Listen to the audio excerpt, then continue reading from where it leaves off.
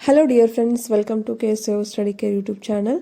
ನಿನ್ನೆ ನಾನು ಒಂದು ವಿಡಿಯೋನ ಹಾಕಿದ್ದೆ, ನಿಮ್ಗೆ ಯಾವ ಸಬ್ಜೆಕ್ಟ್ ಬೇಕು ಅಂತ ಕಮೆಂಟ್ ಮಾಡಿ ಅಂತ. ನಿನ್ನೆ ಒಬ್ಬರು ಎಕನಾಮಿಕ್ಸ್ ಅಂತ ಅಂದಿದ್ರು, ಅದಕ್ಕೋಸ್ಕರ ಇವತ್ತು ನಾನು ಎಕನಾಮಿಕ್ಸ್ ಮೇಲೆ ವಿಡಿಯೋನ ಮಾಡ್ತಾ ಇದ್ದೀನಿ. ನಿಮಗೆ ಯಾವುದಾದ್ರೂ ಸಬ್ಜೆಕ್ಟ್ ಮೇಲೆ ವಿಡಿಯೋಸ್ ಬೇಕಿದ್ದರೆ ಕಮೆಂಟ್ ಮಾಡಿ, ನಾನು ಅದ್ರ ಬಗ್ಗೆ ನಾನು ಒಂದು ವಿಡಿಯೋನ ಮಾಡ್ತೀನಿ. ಯಾರು ನನ್ನ ಚಾನಲ್ನ ಫಸ್ಟ್ ಟೈಮ್ ನೋಡ್ತಾ ಇದ್ದೀರಾ, ಸಬ್ಸ್ಕ್ರೈಬ್ ಮಾಡಿ, ಶೇರ್ ಮಾಡಿ ಆ್ಯಂಡ್ ಲೈಕ್ ಮಾಡಿ ಅಂತ ಹೇಳ್ತಾ ಇವತ್ತಿನ ವಿಡಿಯೋನ ನಾನು ಸ್ಟಾರ್ಟ್ ಮಾಡ್ತೀನಿ. ಉತ್ಪಾದನಾ ಸಾಧ್ಯತೆ ರೇಖೆ. ಉತ್ಪಾದನಾ ಸಾಧ್ಯತೆ ರೇಖೆ ಅಂತ ನಾನು ಯಾಕೆ ಈ ಚಾಪ್ಟರ್ನ ಸ್ಟಾರ್ಟ್ ಮಾಡಿದೆ ಅಂತಂದರೆ, ಪ್ರತಿಯೊಂದು ಕ್ವಶನ್ ಪೇಪರ್ನ ಚೆಕ್ ಮಾಡಿದಾಗ ಈ ಲೆಸನ್ನಿಂದ 5 ಅಥವಾ 10 ಮಾರ್ಕ್ಸ್ಗೆ ಕ್ವಶನ್ ಕೇಳಿದ್ದಾರೆ. ಸೊ ಇದು ತುಂಬಾ ಇಂಪಾರ್ಟೆಂಟ್ ಆಗಿರೋದ್ರಿಂದ ನಾನು ಈ ಲೆಸನ್ನಿಂದ ಇವತ್ತು ಸ್ಟಾರ್ಟ್ ಮಾಡ್ತಾ ಇದ್ದೀನಿ. ಎಲ್ಲ ಆರ್ಥಿಕ ವ್ಯವಸ್ಥೆಗಳಲ್ಲೂ ಬಯಕೆಗಳು ಅಪರಿಮಿತವಾಗಿರುವುದರಿಂದ ಮತ್ತು ಸಂಪನ್ಮೂಲಗಳು ವಿರಳವಾಗಿರುವುದರಿಂದ ಮಿತವ್ಯಯದ ಸಮಸ್ಯೆ ಉದ್ಭವಿಸುತ್ತದೆ. ಪ್ರೊಫೆಸರ್ PA ಸ್ಯಾಮ್ಯುಯಲ್ಸನ್ ಅವರು ವಿರಳತೆ ಮತ್ತು ಆಯ್ಕೆಯ ಸಮಸ್ಯೆಯನ್ನ ಚರ್ಚಿಸೋದಕ್ಕೋಸ್ಕರ ಉತ್ಪಾದನಾ ಸಾಧ್ಯತಾ ರೇಖೆಯನ್ನ ಬಳಸಿಕೊಂಡ್ರು. ಉತ್ಪಾದನಾ ಸಾಧ್ಯತಾ ರೇಖೆಯಲ್ಲಿ ಪೂರ್ಣೋದ್ಯೋಗ ಮತ್ತು ಪೂರ್ಣ ಉತ್ಪಾದನೆಯನ್ನ ಸಾಧಿಸಿದರೂ ಕೂಡ ಆರ್ಥಿಕ ವ್ಯವಸ್ಥೆಯಲ್ಲಿ ಸಂಪನ್ಮೂಲಗಳ ವಿರಳತೆಯಿಂದ ಅಪರಿಮಿತ ಪ್ರಮಾಣದ ಸರಕು ಮತ್ತು ಸೇವೆಗಳನ್ನು ಉತ್ಪಾದಿಸಲಾಗದು ಅನ್ನೋದನ್ನು ನಾವು ಉತ್ಪಾದನಾ ಸಾಧ್ಯತಾ ರೇಖೆಯಿಂದ ಸ್ಪಷ್ಟಪಡಿಸಬಹುದು.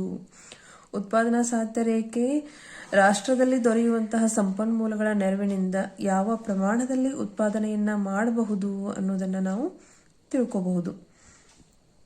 ಉತ್ಪಾದನಾ ಸಾಧ್ಯತಾ ರೇಖೆಯನ್ನ ರಚಿಸಬೇಕಾದ್ರೆ ನಾವು ಕೆಲವೊಂದಿಷ್ಟು ಕಲ್ಪನೆಗಳನ್ನ ಮಾಡ್ಕೋಬೇಕಾಗುತ್ತೆ. ಅವು ಯಾವುವು ಅಂತಂದ್ರೆ, ಮೊದಲನೇದ್ದು 2 ವಸ್ತುಗಳನ್ನ ಮಾತ್ರ ನಾವು ಗಣನೆಗೆ ತೆಗೆದುಕೊಳ್ಳಬೇಕು.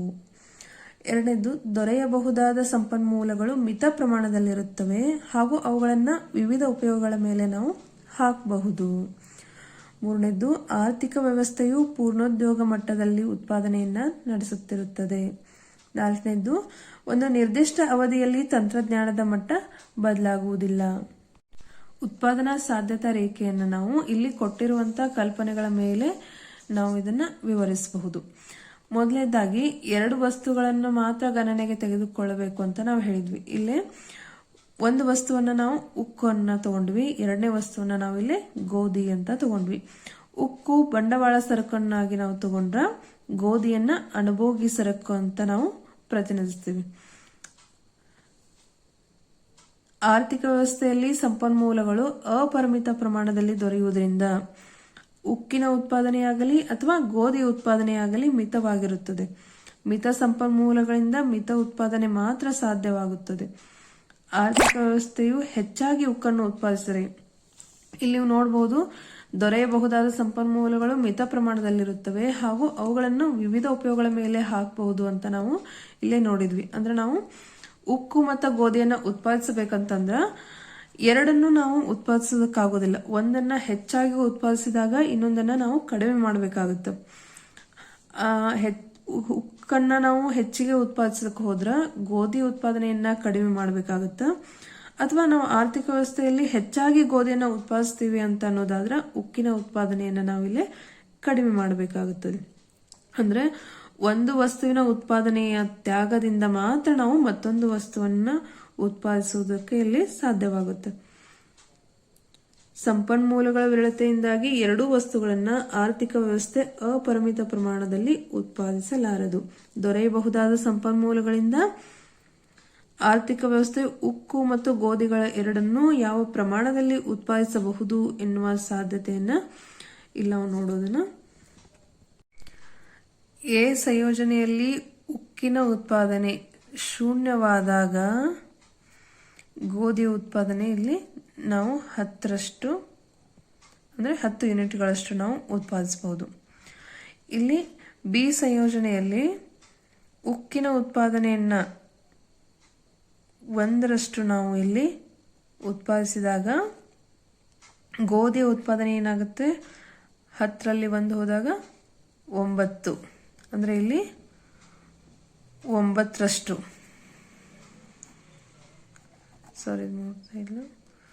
ಇಲ್ಲಿ ಬಿ ಸಂಯೋಜನೆಯಲ್ಲಿ ಬಿ ಸಂಯೋಜನೆ ಒಳಗ ಉಕ್ಕನ್ನ 1ರಷ್ಟು ಉತ್ಪಾದಿಸಿದಾಗ ಇಲ್ಲಿ ಗೋಧಿ 9ರಷ್ಟು ನಾವು ಉತ್ಪಾದಿಸಬಹುದು. ಸಿ ಯಲ್ಲಿ ನಾವು 2 ಪ್ರಮಾಣದಷ್ಟು ಉಕ್ಕನ್ನು ಉತ್ಪಾದಿಸಿದಾಗ ನಾವಿಲ್ಲಿ 9ರಲ್ಲಿ 2 ಹೋದ್ರೆ 7. ಇಲ್ಲಿ 7 ಪ್ರಮಾಣದಷ್ಟು ನಾವು ಗೋಧಿಯನ್ನು ಉತ್ಪಾದಿಸಬಹುದು. ಡಿ ಸಂಯೋಜನೆಯಲ್ಲಿ ಉಕ್ಕನ್ನು 3ರಷ್ಟು ನಾವು ಉತ್ಪಾದಿಸಿದಾಗ ಇಲ್ಲಿ ಗೋಧಿಯನ್ನು ನಾವು ಎಷ್ಟು ಉತ್ಪಾದಿಸಬೇಕಾಗುತ್ತೆ? 7ರಲ್ಲಿ 3 ಹೋದಾಗ 4. ನಾವು 4ರಷ್ಟು ನೀವು ಗೋಧಿಯನ್ನು ಉತ್ಪಾದಿಸಬಹುದು. ಇಲ್ಲಿ ಈ ಸಂಯೋಜನೆಯಲ್ಲಿ ಉಕ್ಕನ್ನು 4ರಷ್ಟು ಉತ್ಪಾದಿಸಿದಾಗ ನೀವು ಇಲ್ಲಿ ಗೋಧಿಯನ್ನು ಎಷ್ಟು ಉತ್ಪಾದಿಸ್ತೀರಿ? 4ರಲ್ಲಿ 4 ಹೋದ್ರೆ 0, ಇಲ್ಲಿ 0. ಈ ಸಂಯೋಜನೆಯಲ್ಲಿ 4ರಷ್ಟು ಗೋಧಿಯನ್ನು ಉತ್ಪಾದಿಸಿದಾಗ ಇಲ್ಲಿ ಗೋಧಿಯ ಉತ್ಪಾದನೆ ಶೂನ್ಯವಾಗಿರುತ್ತೆ. ಇಲ್ಲಿ ನೋಡ್ಬೋದು, ಉಕ್ಕಿನ ಉತ್ಪಾದನೆ ಶೂನ್ಯವಾದಾಗ ಗೋಧಿಯ ಉತ್ಪಾದನೆ 10ರಷ್ಟಾಗಿರುತ್ತೆ. ಅದೇ ಈ ಸಂಯೋಜನೆಯಲ್ಲಿ ಉಕ್ಕದ ಉತ್ಪಾದನೆ 4ರಷ್ಟು ಆದಾಗ ಗೋಧಿಯ ಉತ್ಪಾದನೆ 0 ಆಗಿರುತ್ತೆ. ಇಲ್ಲಿ ಅಂದ್ರೆ ನೀವು ಇದ್ರಿಗೆ ಒಂದು ವಸ್ತುವಿನ ಉತ್ಪಾದನೆಯ ತ್ಯಾಗದಿಂದ ಮಾತ್ರ ಮತ್ತೊಂದು ವಸ್ತುವಿನ ಉತ್ಪಾದನೆ ಸಾಧ್ಯ ಅನ್ನೋದನ್ನು ನಾವು ತಿಳ್ಕೊಬಹುದು. ಉತ್ಪಾದನಾ ಸಾಧ್ಯತೆಯ ರೇಖಾಚಿತ್ರಣ ನೋಡೋಣ. ಇಲ್ಲಿ O ಮತ್ತು X ಅಕ್ಷದ ಮೇಲೆ ಉಕ್ಕನ್ನು ಮತ್ತು O ಮತ್ತು Y ಅಕ್ಷದ ಮೇಲೆ ಗೋಧಿಯನ್ನು ನಾವು ನೋಡಿದ್ರೆ ಉಕ್ಕಿನ ಉತ್ಪಾದನೆ 0 ಆದಾಗ ಗೋಧಿಯ ಉತ್ಪಾದನೆ ಎಷ್ಟು? 10 ಆಗಿರುತ್ತದೆ. ಉಕ್ಕಿನ ಉತ್ಪಾದನೆ 0 ಆದಾಗ ಗೋಧಿಯ ಉತ್ಪಾದನೆ 10ರಷ್ಟು.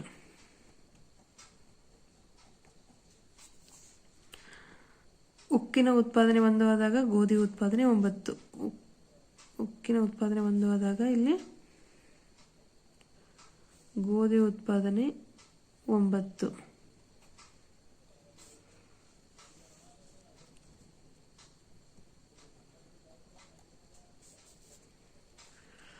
ಆಮೇಲೆ ಉಕ್ಕಿನ ಉತ್ಪಾದನೆ 2 ಆದಾಗ ಗೋಧಿಯ ಉತ್ಪಾದನೆ 7.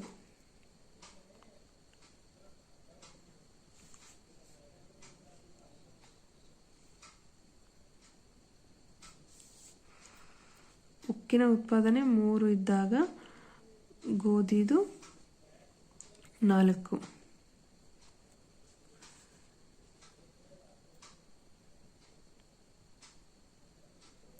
ಉಕ್ಕಿನ ಉತ್ಪಾದನೆ 4 ಇದ್ದಾಗ ಗೋಧಿಯ ಉತ್ಪಾದನೆ 0. ಇಲ್ಲಿ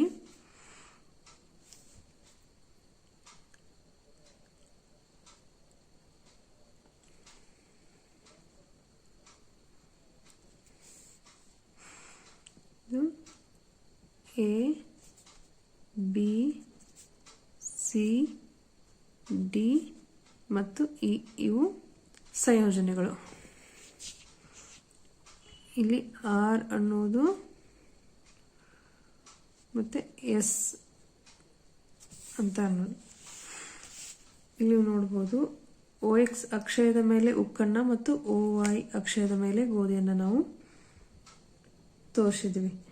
ABCDE ಅನ್ನುವಂಥದ್ದು ಇವು ಬಿಂದುಗಳು ಅಂದರೆ ಸಂಯೋಜನೆಗಳು.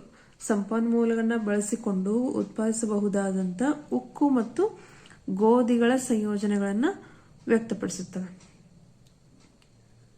ಇಲ್ಲಿ R ಅನ್ನುವಂಥದ್ದು ಸಂಪನ್ಮೂಲಗಳು ಪೂರ್ಣ ಪ್ರಮಾಣದಲ್ಲಿ ಬಳಸಲ್ಪಟ್ಟಿಲ್ಲ ಅನ್ನೋದನ್ನ ಇದು ಸೂಚಿಸುತ್ತೆ. S ಅನ್ನೋದೊಂದು ಲಭ್ಯವಿರುವಂತಹ ಸಂಪನ್ಮೂಲಗಳಿಂದ S ಬಿಂದುವಿನಲ್ಲಿ ಸೂಚಿಸುವಷ್ಟು ಉಕ್ಕು ಮತ್ತು ಗೋಧಿಯನ್ನ ಉತ್ಪಾದಿಸುವುದು ಸಾಧ್ಯವಿಲ್ಲ ಅನ್ನೋದನ್ನ ಇದು S ಬಿಂದು ಸೂಚಿಸುತ್ತೆ. ನನಗೆ ತಿಳಿದಷ್ಟನ್ನು ನಾನು ಹೇಳೋದಕ್ಕೆ ಪ್ರಯತ್ನ ಪಟ್ಟಿದ್ದೀನಿ. ನನ್ನ ವಿಡಿಯೋ ನಿಮಗೆ ಲೈಕ್ ಆಯಿತು ಅಂತ ಅನ್ಕೋತೀನಿ. Thank you.